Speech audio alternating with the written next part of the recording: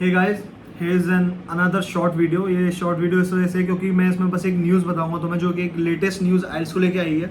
मैंने अभी तक इस चैनल पे सारे वीडियोस आइल्स से रिलेटेड डाले हैं, तो सोचा ये भी चीज़ तुमसे शेयर कर दूं।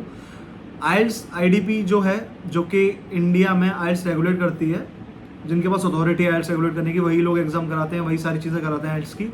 उन्होंने आइल्स का एग्जाम पैटर्न चेंज कर दिया पेन एंड पेपर वालों के लिए। हाँ, पेन एंड पेपर वालों के लिए, वो जो बैठ के देने जाते हैं वहाँ पे। दो तरीके के एग्जाम होते हैं, पेन एंड पेपर और कंप्यूटर बेस्ड। तो कंप्यूटर बेस्ड में कोई चेंज नहीं है, लेकिन जो पेन एंड पेपर है, उन्होंने क्या किया, पहले होता था LRW, लिसनिंग रीडिंग राइटिंग, अब उन्होंने कर दिया रिवर्स। अब पहले हुआ करेगा राइटिंग, फिर रीडिंग, फिर लिसनिंग। ऐसा क्यों किया है, इसका one of the most important reason ये है कि बहुत से बच्चों की ये कंप्लेन थी, और ऐसा होता भी था। आईडीपी ने भी ये एग्जामिन किया कि जो बच्चों के बैंड थे वो राइटिंग में सबसे कम बनने थे। इवन मेरा ओवरऑल 7 बैंड था और मेरे राइटिंग में 6 बैंड। तो 6 बैंड जो है वो बेर मिनिमम है, मतलब इतने ही मोस्टली बच्चों के 6 बैंड ही बनने हैं, बहुत से बच्चों के 5.5 राइटिंग में रह जा रहे हैं। तो उनकी वजह से आईडीपी इंडिया ने ये एक नया रूल निकाला कि अब की बार हम, मतलब अब से हम पहले राइटिंग लिया करेंगे, ताकि बच्चा जो है फ्रेश माइंड से राइटिंग का एग्जाम दे। और राइटिंग का एग्जाम देगा फ्रेश माइंड से, तो हो सकता है उसका बैंड इंक्रीज हो। फिर उसके बाद रीडिंग, फिर लिसनिंग। तो ये सो है, मतलब इसका फ़ायदा भी हो सकता है और नुकसान भी हो सकता है। अगर मुझसे पूछो तो मैंने ऐसे एग्ज़ाम दिया है भाई, मुझे पता है पैटर्न किस हिसाब से होता है।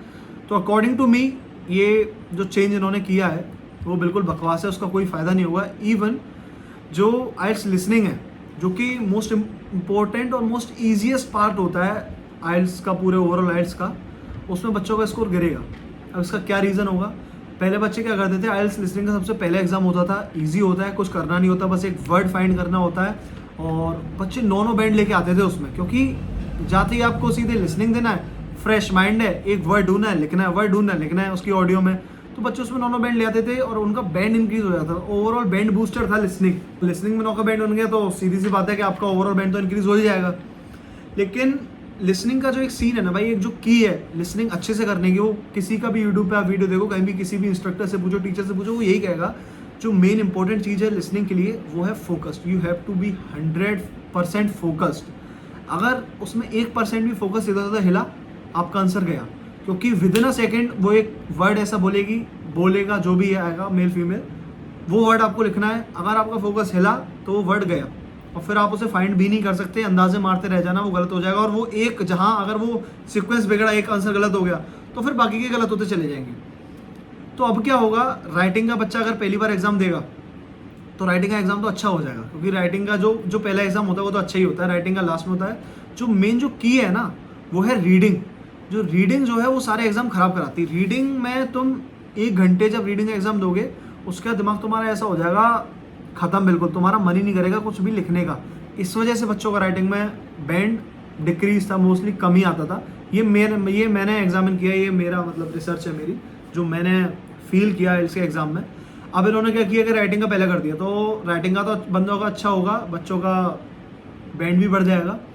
फिर बीच में आ जाएगी रीडिंग। बच्चे रीडिंग देके जब लिसनिंग पर पहुंचेंगे ना, तो उस टाइम पे दिमाग काम करना कर चुका होगा बंद। और लास्ट में लिसनिंग जो ऐसी चीज़ है कि अगर आपको राइटिंग में अगर आप कुछ नहीं भी आ रहा है, तो भी आप अपनी तरफ से बना के लिख सकते हो, लिख दोगे। रीडिंग में अगर आपको कुछ नहीं आ रहा, तो आपको सामने पैसेज ढूंढने हैं, उसमें आपको दिमाग का इस्तेमाल तो करना है, बट इतना नहीं करना है। लेकिन लिसनिंग जो है ना, वो उन चीज़ों में से जहाँ पे अगर आपका फोकस हो ही नहीं पा रहा, तो आप कुछ भी नहीं कर सकते उसमें। राइटिंग में तो कुछ भी लिख दोगे तो लिख सकते हो, लेकिन लिसनिंग में आपको जो वो वर्ड उसने बोला है वही लिखना है। और लिसनिंग में अगर आपका फोकस नहीं हो पा रहा 100%, तो वहाँ आपका काम हो गया ख़राब। तो अब आईडीपी ने किया है तो कुछ सोच समझ के किया होगा, बाकी देखते हैं अब इन फ्यूचर जो बच्चों के रिजल्ट आएंगे, तो ये उन लोगों के लिए जो मतलब जो इन फ्यूचर अब एग्जाम देंगे। मैं तो ऑलरेडी दे चुका, तो मेरा तो भाई कोई दिक्कत नहीं हुई। तो जो अब देंगे आगे उन बच्चों का, अब उनका स्कोर आएगा तब पता चलेगा इससे कोई फ़ायदा हुआ आईडीपी को या नहीं हुआ। हो सकता है राइटिंग के स्कोर तो इंक्रीज हो जाए, बट फिर लिसनिंग के स्कोर डिक्रीज होना शुरू हो जाएंगे, क्योंकि पहले मोस्टली बच्चों के लिसनिंग में 8.59, 8.59, मेरे 8 बने थे, ऐसे ही बनते थे। बट अब मुझे एक्सपेक्टेशन है कि बच्चे 7.5, 7 तक भी लुढ़केंगे, क्योंकि बीच में रीडिंग है। बाकी देखते हैं, let's hope for the best. तो आज की वीडियो में बस इतना ही था। ये शॉर्ट वीडियो मैंने इस वजह से बनाई थी ताकि आप सबको अपडेट दे दूँ। बाकी कोई भी क्वेरी हो, कोई भी दिक्कत हो, तो आप मेरे को नीचे कमेंट करके बोल सकते हैं। And do follow me on Instagram, वहाँ पे मैं सबका रिप्लाई करता हूँ। अगर आपको कोई भी क्वेश्चन हो आइल्स से रिलेटेड, किसी भी मॉड्यूल से रिलेटेड, ओवरऑल किसी भी चीज़ से related, even visa process Australia का या कहीं का वीज़ा प्रोसेस का भी क्वेश्चन हो ना, या किसी यूनिवर्सिटी का, तो वो भी तुम पूछ सकते हो, सबका जवाब है मेरे पास इस वक्त। Okay, thank you.